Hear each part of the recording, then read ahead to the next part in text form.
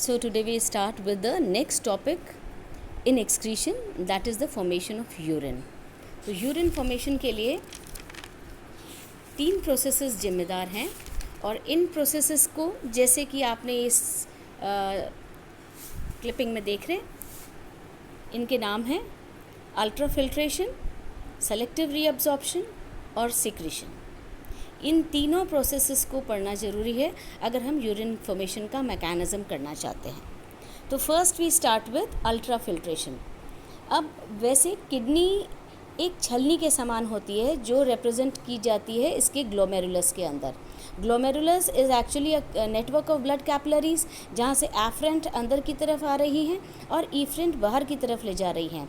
ये एफरेंट और efferent arterioles के जो डायमीटर में डिफरेंस है, इस डिफरेंस की वजह से जो ब्लड फ्लो कर रहा है वो प्रेशर में आ जाता है, और ब्लड एक बार प्रेशर में आ जाता है तो उस प्रेशर में जब वो आगे की तरफ जाने की कोशिश करता है तो वो पदार्थ जो मोटे होते हैं वो तो रह जाते हैं और बाकी जो पतले पदार्थ हैं वो नीचे की तरफ आ जाते हैं बाकी के ट्यूब्यूल की तरफ जाने के लिए। So ultrafiltration is a process whereby the filtration of all those particles या all those substances which are heavier, वो सब्सटेंस जो हैवी होते हैं जैसे कि प्लाज्मा प्रोटीन्स, ये प्रोटीन्स जैसे एल्ब्यूमिन और ग्लोबुलिन, ये 67,000 मॉलिक्यूलर वेट से अधिक जो भी होते हैं वो सारे के सारे वो उसी में रह जाते हैं, और बाकी का सारा मटेरियल ब्लड में जो उपस्थित होता है माइक्रो मॉलिक्यूल्स और वाटर के साथ, जैसे सोडियम है, potassium, chloride, bicarbonate, glucose, amino acid, urea, ये सारी चीज़ें बोमेंस कैप्सूल के दोनों तरफ उपस्थित गुहिका में पहुंच जाते हैं और अब ये नीचे की तरफ आ जाते हैं। तो ये सारा जो भी है यूज़फुल सब्सटेंसेस तो कहलाता है ग्लोमेरुलर फिल्ट्रेट, और बाकी मैक्रो मॉलिक्यूल्स जो प्रोटीन के थे वो उधर ही रह जाते हैं। सो दिस प्रोसेस जो अपन कह रहे हैं ultrafiltration is actually the filtration of plasma proteins. ये प्लाज्मा प्रोटीन्स छन जाते हैं और बॉडी को वापस मिल जाते हैं ना। ये जो प्रोसेस है अल्ट्राफिल्ट्रेशन का, this takes place by a mathematical formula. ये मैथमेटिकल फार्मूला ये इस तरह से है, ये जैसे आप देख रहे हैं इसके अंदर। इस मैथमेटिकल फार्मूला में लिखा है GFR मतलब ग्लोमेरुलर फिल्ट्रेशन रेट बराबर होती है GCP, this is glomerular capillary pressure, और OP मीन्स ऑन्कोटिक प्रेशर, और RP मीन्स रीनल प्रेशर। तो पहले इनके अपन बताते हैं मीनिंग क्या होता है। GFR ग्लोमेरुलर फिल्ट्रेशन रेट, जिस रेट से ये फ्लूइड या रीनल ब्लड में फिल्ट्रेशन होता है, ये वो रेट है। ये रेट होती है GCP minus OP plus RP। अब बात करते हैं GCP ग्लोमेरुलर कैपिलरी प्रेशर बराबर होता है 70 mm मर्क्यूरी के, और ये क्या होता है, ये वो प्रेशर होता है जो एफरेंट और ईफरेंट आर्टीरियोल के डायमीटर के डिफरेंस के फलस्वरूप जो क्रिएट होता है, ये होता है glomerular capillary pressure. This is equal to 70 mm। OP means oncotic pressure, इसका मान होता है या this is equal to 30 mm mercury, और ये होता है due to the plasma proteins present in the blood. जो प्लाज्मा प्रोटीन्स हैं ब्लड में प्रेजेंट होते हैं उनकी वजह से ऑन्कोटिक प्रेशर लगता है जो 30 mm मर्क्यूरी के बराबर होता है। नेक्स्ट RP, इसको हम रीनल प्रेशर कहते हैं। दिस रीनल प्रेशर की वैल्यू होती है 20 या 20 mm mercury, and this is due to renal pressure on glomerular filtrate. ये ब्लड का प्रेशर जो ग्लोमेरुलर फिल्ट्रेट के ऊपर पड़ता है वो होता है। So according to the formula अगर अपन लगाते हैं GFR is equal to GCP minus OP plus RP, then 70 minus 30 plus 20 या 70 minus 50 is equal to 20 mm mercury. So ये जो भी है अल्ट्राफिल्ट्रेशन ऑफ ब्लड प्लाज्मा जो चल रहा है, ये लगभग 20 mm मर्क्यूरी का प्रेशर रिस्पॉन्सिबल होता है अल्ट्राफिल्ट्रेशन प्रोसेस के लिए, तब जाके प्लाज्मा प्रोटीन छन जाते हैं। नाउ नेक्स्ट, सो प्लाज्मा प्रोटीन्स एक्चुअली ये तो छन जाते हैं, लेकिन जो भी फिल्ट्रेट होता है अब उसका भी आगे ट्रीटमेंट ज़रूरी है, क्योंकि इसके अंदर पानी के साथ बहुत important glucose, amino acids, urea, salts, nitrogenous material, ये सारे होते हैं। तो इन सभी को आगे जाके ट्रीटमेंट ज़रूरी है, अदरवाइज़ वो भी निकल जाएंगे। So the glomerular filtrate is further processed, अब आगे बढ़ जाता है और ये चला जाता है पीसीटी के अंदर, मतलब प्रॉक्सिमल कॉन्वोल्यूटेड ट्यूब्यूल में, जहाँ पे फर्दर ट्रीटमेंट होता है। तो ये था पहला प्रोसेस जिसको अपन ने बोला अल्ट्रा फिल्ट्रेशन। नेक्स्ट प्रोसेस को हम कहते हैं सेलेक्टिव रीअब्जॉर्प्शन। सेलेक्टिव इसलिए क्योंकि ये कुछ सब्सटेंसेस को सेलेक्ट करता है, सभी को नहीं करता। ये सिलेक्शन प्रोसेस हमेशा साइज़ के हिसाब से होता है, जो भी सब्सटेंस का साइज़ है उसके हिसाब से, because glomerular filtrate contain all types of useful substances, not all, some types of useful substances. जो यूज़फुल हैं उनको एब्जॉर्ब कर लेता है, जो नहीं हैं उनको रहने देता है, प्लस साथ ही साथ पानी को भी एब्जॉर्ब करता है। अगर ये सारे यूज़फुल सब्सटेंसेस ऐसे ही बाहर आ जाएं तो फिर बहुत सारी यूरिन फॉर्म हो जाएगी, पानी भी बहुत निकल जाएगा और यूज़फुल सब्सटेंसेस भी सारे निकल जाएंगे। बॉडी को डिहाइड्रेशन तो होएगा ही, साथ बहुत इंपॉर्टेंट सब्सटेंसेस का भी लॉस हो जाएगा। तो ये प्रोसेस सेलेक्टिव रीअब्जॉर्प्शन का होता है, जहाँ पे कुछ खास चीज़ें या कुछ खास इंपॉर्टेंट सब्सटेंस तो सेलेक्ट हो जाते हैं, या आप कह दो 99% जो पोर्शन है जो निकल रहा है ग्लोमेरुलर फिल्ट्रेट बनके, वो तो सेलेक्ट हो जाता है, और बाकी 1% जो बचा है वो यूरिन के रूप में आगे की तरफ पास हो जाता है। नाउ दिस प्रोसेस, ये जो सेलेक्टिव रीअब्जॉर्प्शन का प्रोसेस है, ये अलग अलग जगह होता है। फॉर एग्जांपल ये होता है सबसे पहले प्रॉक्सिमल कॉन्वोल्यूटेड ट्यूब्यूल में, फिर वहाँ से जाता है ये लूप ऑफ हेनले में। लूप ऑफ हेनले में भी दो पार्ट्स हैं, एक तो डिसेंडिंग नीचे जाता हुआ पतला आर्म और एक असेंडिंग ऊपर आता हुआ मोटा आर्म। फिर उसके ऊपर आता है डिस्टल कॉन्वोल्यूटेड ट्यूब्यूल और फिर कलेक्टिंग डक्ट। इन सभी के अंदर सेलेक्टिव रीअब्जॉर्प्शन प्रोसेस होता है। नाउ ये जो सेलेक्टिव रीअब्जॉर्प्शन प्रोसेस है ये क्यों होता है, वो तो अपन ने बात करी कि वो सब्सटेंसेस जो ज़रूरी हैं और निकलने ना पाएँ उनका एब्जॉर्प्शन बॉडी के लिए ज़रूरी है, तो ये प्रोसेस होता है। वो सारे सब्सटेंसेस जो बॉडी को चाहिए होते हैं या जो इस रीनल फिल्ट्रेट में बाहर निकलते हैं, इनको हम थ्रेशोल्ड सब्सटेंस कहते हैं या दहली पदार्थ कहलाते हैं। ये थ्रेशोल्ड सब्सटेंस 3 प्रकार के होते हैं। एक हाई थ्रेशोल्ड सब्सटेंसेस जो बॉडी के लिए बहुत ज़्यादा ज़रूरी होते हैं, वो 100% ऐसे के ऐसे एब्जॉर्ब हो जाते हैं। For example amino acid, keto acid, vitamin C, acetic acid, glucose, ये सारे के सारे एब्जॉर्ब हो जाते हैं, प्लस वाटर। देन कुछ सब्सटेंसेस जो बॉडी को ज़रूरी नहीं होते हैं वो इस पूरे ट्यूब्यूल में एब्जॉर्ब नहीं हो पाते और ये यूरिन के साथ साथ बाहर निकल आते हैं। इनको हम लो थ्रेशोल्ड या निम्न दहली पदार्थ कहते हैं, जैसे कि यूरिया। इनके अलावा थर्ड कैटेगरी है ए थ्रेशोल्ड सब्सटेंसेस के, या फिर जिसको हम अदहली पदार्थ कहते हैं। These actually are those substances जो ग्लोमेरुलर फिल्ट्रेट में प्रेजेंट होते हैं और बिल्कुल भी एब्जॉर्ब नहीं होते हैं, एज सच निकल आते हैं। इनकी ये बिल्कुल एब्जॉर्ब नहीं हो पाते क्योंकि इनकी कोई ज़रूरत नहीं होती। For example uric acid. So ये था थ्रेशोल्ड सब्सटेंसेस का description. Now we were talking about absorption. Absorption की अब अगर बात करते हैं तो absorption takes place in different parts of the renal tubule. तो पहला, ये जो एब्जॉर्प्शन है बहुत तरीके से होता है, क्योंकि एब्जॉर्प्शन एक ट्रांसपोर्ट की क्रिया है जहाँ से इंपॉर्टेंट सब्सटेंसेस को किसी भी तरह से पिकअप कर लिया जाता है कि वो वेस्ट ना जाए। ये पिकअप सिंपल डिफ्यूजन द्वारा भी होता है, ये पिकअप एक्टिव ट्रांसपोर्ट द्वारा भी होता है जहाँ पर एनर्जी चाहिए होती है, पैसिव ट्रांसपोर्ट द्वारा भी होता है, मतलब सब ऑस्मोटिकली गवर्नड होता है ये प्रोसेस। तो first we talk about absorption in the proximal convoluted tubule.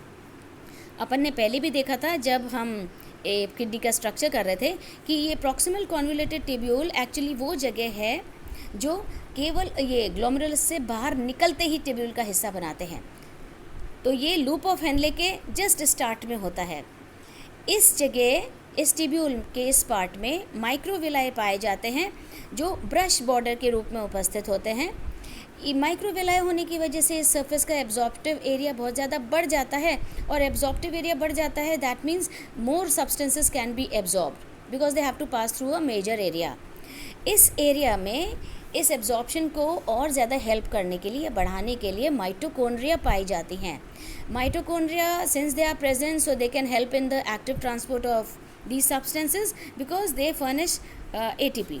So all those substances which are actively transported, जैसे सोडियम, ग्लूकोज, अमीनो एसिड्स, ये सारे के सारे एक्टिवली ट्रांसपोर्ट हो जाते हैं, और क्लोराइड आयन जो है वो पैसिव डिफ्यूजन के द्वारा इसका ट्रांसपोर्ट होता है। 65% वाटर इस नेफ्रिक फिल्ट्रेट से एब्जॉर्ब हो जाता है प्रॉक्सिमल कॉन्वोल्यूटेड ट्यूब्यूल में, और ये ऑब्लिगेटरी वाटर का एब्जॉर्प्शन के प्रोसेस में आता है या एक पैसिव क्रिया होती है। 90% बाइकार्बोनेट आयंस भी एब्जॉर्ब हो जाते हैं, और सोडियम आयंस भी 65% तक एब्जॉर्ब हो जाते हैं प्रॉक्सिमल कॉन्वोल्यूटेड ट्यूब्यूल में एक्टिव प्रोसेस द्वारा। Now next, absorption takes place in the loop of Henle. Loop of Henle के अंदर एब्जॉर्प्शन कुछ इस प्रकार होता है। लूप ऑफ हेनले में लूप ऑफ हेनले के एक्चुअली 2 आर्म्स होते हैं, एक नीचे जाता हुआ आर्म जो डिसेंडिंग लिम्ब कहलाता है, और एक ऊपर आता हुआ असेंडिंग लिम्ब कहलाता है। नीचे जाता हुआ descending limb is thin comparative to the ascending limb. क्योंकि थिन होता है तो यहाँ पे absorption takes place in a different manner, और यहाँ पे पानी का एब्जॉर्प्शन का जो रेट है वो डिफरेंट होता है। Water almost 20% loop of Henley absorb कर लेता है, और सोडियम आयंस असेंडिंग पार्ट में, असेंडिंग लिम्ब में एब्जॉर्ब हो जाता है, क्योंकि ये वाटर के लिए इम्परमेबल होती है। नाउ लास्ट इसके अंदर होता है distal convoluted tubule. Distal convoluted tubule और उसके साथ लगी हुई कलेक्टिंग डक्ट के अंदर अगेन डिफ्यूजन के द्वारा भी सब्सटेंस एब्जॉर्ब होते हैं, और साथ ही साथ ये एक हार्मोनल प्रक्रिया भी होती है, जो कि ADH एंटी डायूरेटिक हार्मोन की प्रेजेंस की वजह से यूरिन फॉर्मेशन में हेल्प करती है। So simple diffusion as well as facilitated diffusion by aldosterone hormone helps in the absorption process in the late distal convoluted tubule and collecting duct. Now all these substances when once absorbed, the rest of the filtrate which is formed is almost a part of urine, almost एक तरह से urine बना लेता है। Now next stage अपन चलते हैं कि ये जितना भी रीएब्जॉर्प्शन के बाद अब बचा तीसरा प्रोसेस, जिसको हम ट्यूबुलर सिक्रीशन या ऑगमेंटेशन कहते हैं। एक्चुअली ये जो ट्यूबुलर सिक्रीशन है ये एक सेलेक्टिव प्रोसेस है, सिलेक्शन पूरे ट्यूब्यूल में हो रहा है। ये सिलेक्शन प्रोसेस इसलिए है क्योंकि इसके अंदर भी दोनों एक्टिव पैसिव दोनों तरह के ट्रांसपोर्ट हो रहे हैं, और वो सब्सटेंसेस जो कि ग्लोमेरुलस द्वारा फिल्टर नहीं किए जा पा रहे हैं, लेकिन जो प्रॉक्सिमल और डिस्टल कॉन्वोल्यूटेड ट्यूब्यूल में भी नहीं अपीयर कर रहे हैं, अचानक वो कलेक्टिंग डक्ट में अपीयर कर लेते हैं, उसके ल्यूमन में आ जाते हैं। तो वो कैसे होता है? वो सिक्रीशन द्वारा होता है, क्योंकि ये एक फोर्सेबल प्रोसेस है। ये सारे सब्सटेंस बॉडी के लिए हार्मफुल हैं, तो इनको यूरिन में इनका निकलना बहुत ज़रूरी है।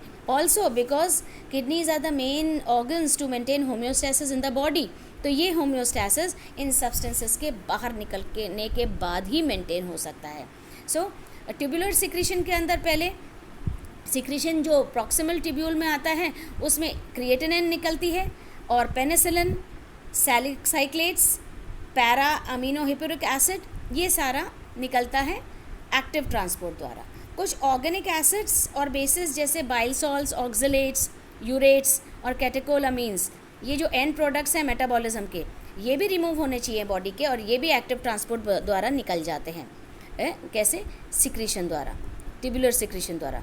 डिस्टल कॉन्वोल्यूटेड ट्यूब्यूल के अंदर अगेन एक्टिव ट्रांसपोर्ट द्वारा पोटेशियम आयंस, हाइड्रोजन आयंस निकल जाते हैं, और बाकी मेडुलरी डक्ट इन सब चीज़ों को कलेक्ट करती है, और मेडुलरी डक्ट यूरिया के लिए भी परमेबल होती है, and reabsorption of water is less than 10% here, and finally अब जो भी बनता है that is urine, and rest everything which is good for the body is absorbed. Now we were talking about ADH की बात कर रहे थे।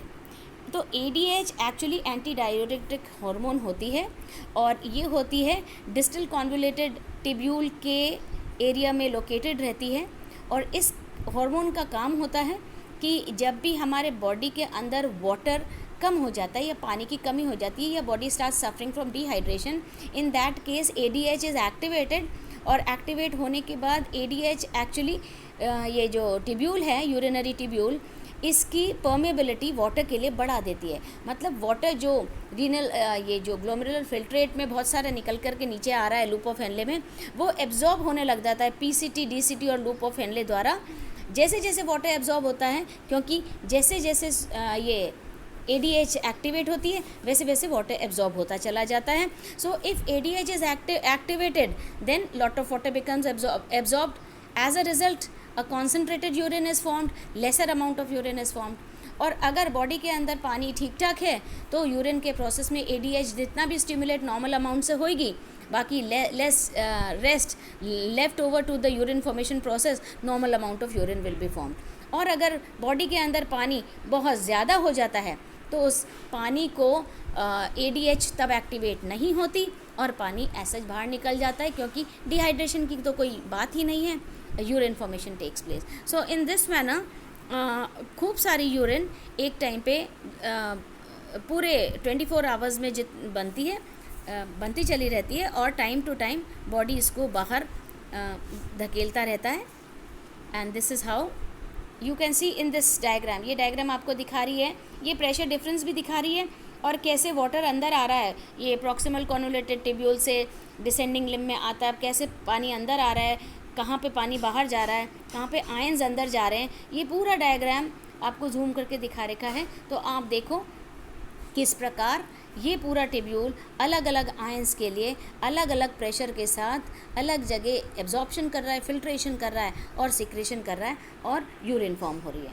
सो all in all we can say that urine formation is a complicated series of processes, जिसमें 3 processes ultimately काम करते हैं। Ultra filtration जो मेनली ग्लोमेरुलर में होता है, then selective reabsorption and finally it is secretion, जिसमें फाइनली यूरिन बन जाता है और ये यूरिन की मात्रा फिक्स्ड रहती है। Not much urine should be formed and हाँ इतनी भी नहीं कि बॉडी डिहाइड्रेट कर दे। So this was the complete process of urine formation.